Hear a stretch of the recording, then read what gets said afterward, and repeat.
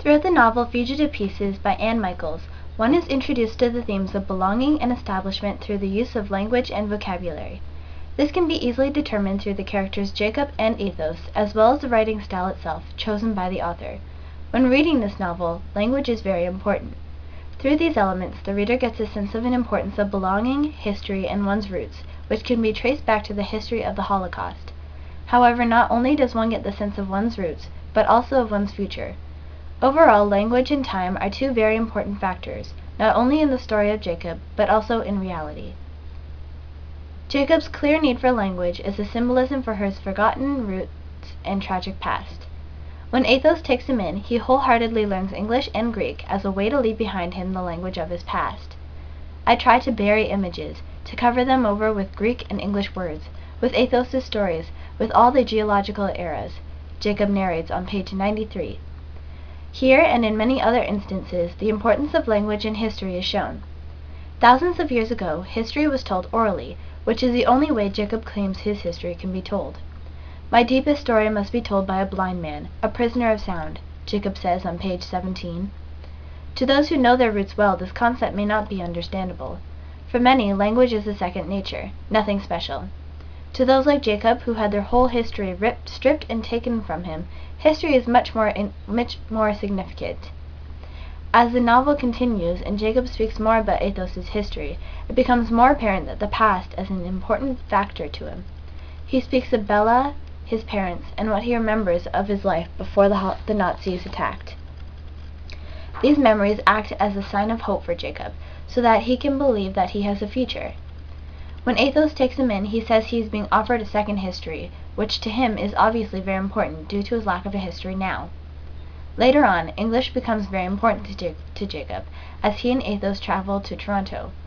On page 91, he says, "A waitress with the name tag Amy offered Athos coffee, which I awaited anxiously, concerned about her phrase, bottomless cup." This instance expresses the importance of language and historical culture.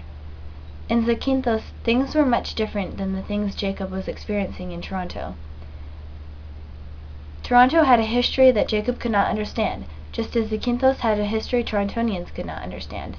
These roots, though quite opposite, made people who they are, and without the use of language and communication one could not understand. When Athos took Jacob in, he also gave him a new chance at a future. When they first met the night that Jacob was running from the Nazis, he had nothing.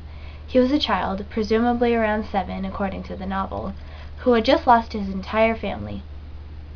If Athos had not found him, he most likely would have died. Taking him in and teaching him the history and language of Zakynthos gave Jacob a chance at establishing new roots, while at the same time giving him a chance at establishing a future for himself. On page 21, Jacob says, "Athos didn't want me to forget. He said the same thing every day.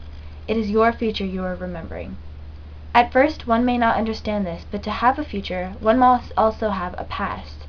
If a young adult were to lose memory of everything they had established thus far in their life, establishing a future would be rather difficult for him or her. This is the same for Jacob. To establish a future, he had to establish his past. Jacob, however, wanted only to drown out his past by covering it up with English and Greek words and Toronto culture. Finally, the writing styles of the actual novel itself is a symbolism for the importance of language to Jacob. Because he yearns for language, and because the novel is told in his point of view, the tone of the novel is very poetic. In fact, there is rarely ever one sentence in the book that does not contain this poetic writing. Through this kind of diction, Jacob is able to express his emotions toward the reader. When he begins running from the Nazis, the diction is very choppy and scattered, such as on page 7 where he narrates, "Blackness filled me, spread from the back of my head into my eyes as if my brain had been punctured, spread from stomach to legs. I gulped and gulped, swallowed it whole. The wall filled with smoke. I struggled out and stared while the air caught fire. I wanted to go to my parents, to touch them, but I couldn't unless I stepped on their blood. The soul leaves the body instantly, as if it can hardly wait to be free. My mother's face was not her own. My father was twisted with following. 2 shapes in the flesh heap, his hands." Compared to his narration later on in the novel, he is very panicked, which makes sense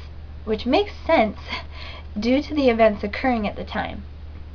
Later on page 182, the diction becomes clearer as he narrates.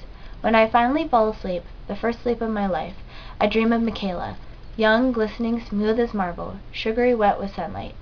I feel the sun melting over my skin.